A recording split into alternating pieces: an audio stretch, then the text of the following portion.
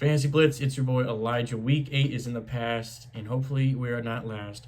We are now looking at the Week 9 waiver wire targets. All right, so I'm going to try something new here. I'm going to give y'all a quarterback, a running back, and a wide receiver, mainly just for the purpose of having variety of players to look at and to search for, because not all the time are you going to need a running back or a wide receiver or a tight end.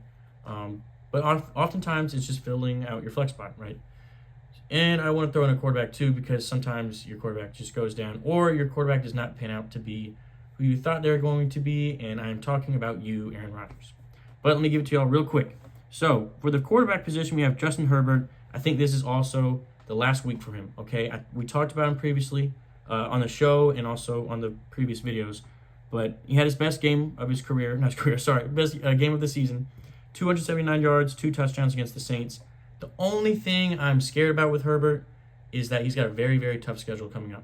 He's got Cleveland and then Tennessee, and I saw like Baltimore, Kansas City, Atlanta in there.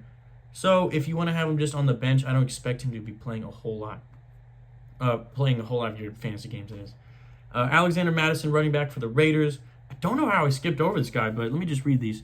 140 yards in the last 3 games with 1 touchdown, and he's also pretty involved with the pass game, considering they don't have a lot of catching threats, excluding, Jacoby Myers and Brock Bowers. But Alexander Mattison, I think this is also last week probably, because he's only getting better and also more touches. They finally found their RB1 in Las Vegas, so I think they're going to stick with him and give him more touches. And then the final one, Cedric Tillman, last 2 games, 180 yards, 15 catches, and 2 touchdowns. Some guys don't need to be stars to be good, all right? And sometimes guys just need chemistry. And I think Jameis Winston and Cedric Tillman have a pretty good chemistry. So I would definitely look for him. I'm not all in the hype yet of him being like a solid wide receiver 2 or a flex option every week, but it is a good start.